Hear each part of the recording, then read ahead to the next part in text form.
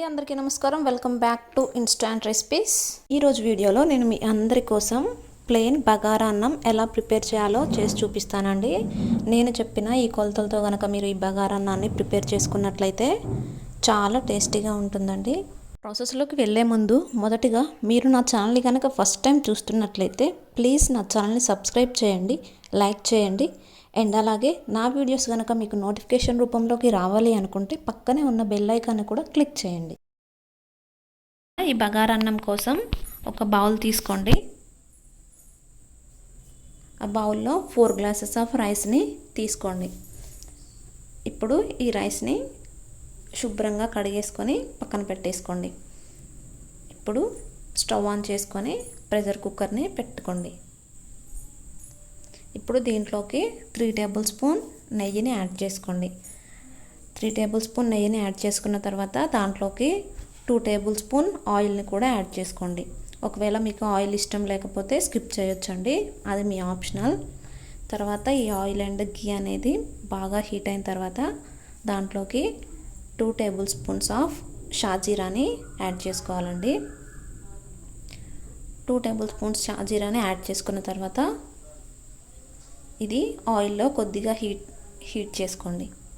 ఈ షాజీరా అనేది హీట్ అయిన తర్వాత మనం ముందుగా 2 ఆనియన్స్ని కట్ చేసుకొని పెట్టుకోవాలండి.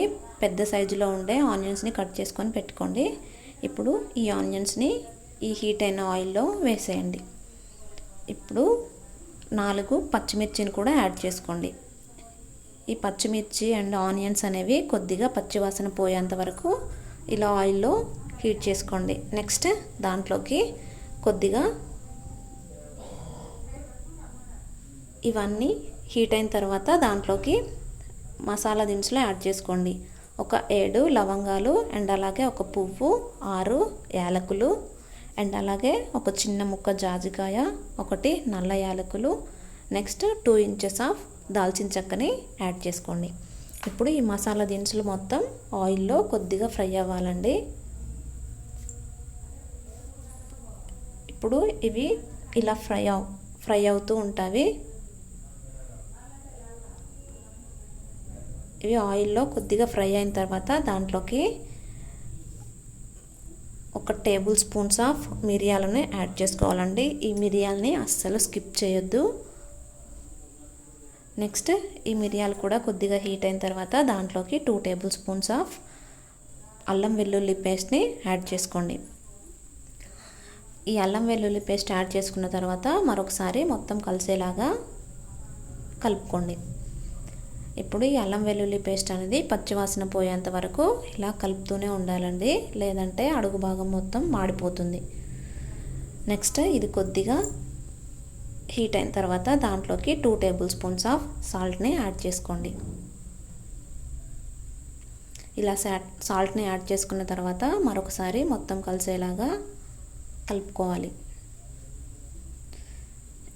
ఇప్పుడు ఇది కొద్దిగా హీట్ అవ్వాలండి. ఆనియన్స్ అనేవి బ్రౌన్ కలర్లోకి వచ్చేంత వరకు ఇలా కలుపుకుంటూ ఉండండి.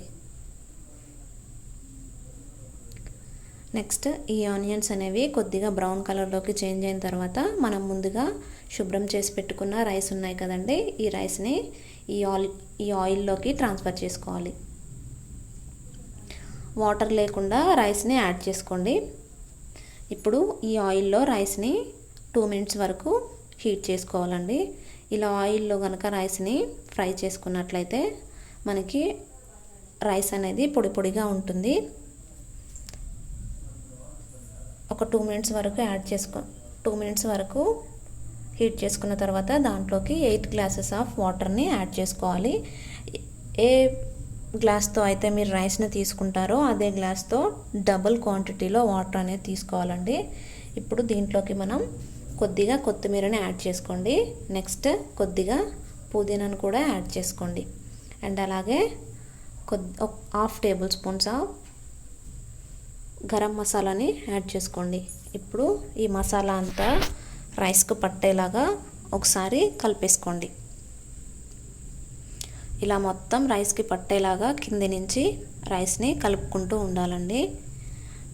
ఇప్పుడు ఇదంతా కలిసిపోయిన తర్వాత ఇలా మొత్తం కలిపేసుకున్న తర్వాత మూత పెట్టేసేయండి. ఇలా మూత పెట్టేసిన తర్వాత విజిల్ పెట్టేసి 2 విజిల్స్ వచ్చేంత వరకు ఈ రైస్ని ఉడికించేసుకోవాలండి. ఇప్పుడు దీన్ని 20 మినిట్స్ వరకు పక్కన పెట్టేసుకోండి. 20 మినిట్స్ తర్వాత ఈ రైస్ని ఓపెన్ చేసి చూడాలి. 20 మినిట్స్ తర్వాతే ఓపెన్ చేయాలండి. 20 మినిట్స్ తర్వాత ఓపెన్ చేస్తే ఇదిగో రైస్ అనేది ఇలా మొత్తం ఉడికిపోయి ఉంటుంది. రైస్ అనేది చాలా పొడి పొడిగా ఉంటుందండి. చూసారా ఎంత పొడిగా ఉందో. అండ్ అలాగే దీన్ని కింది నుంచి కలుపుకుంటూ తీయాలండి. ఒక సైడ్ నుంచి కింది నుంచి కలుపుకుంటూ తీయండి. అంతే అండి, ఎంతో ఈజీగా ఉండే ప్లెయిన్ బగారా అన్నం రెడీ అయిపోయింది. మీరు కూడా మీ ఇంట్లో ట్రై చేసి ఎలా ఉందో నాకు కామెంట్ చేయండి. అండ్ అలాగే నా వీడియో కనుక మీకు నచ్చినట్లయితే ప్లీజ్ నా ఛానల్ని సబ్స్క్రైబ్ చేయండి, షేర్ చేయండి, లైక్ చేయండి.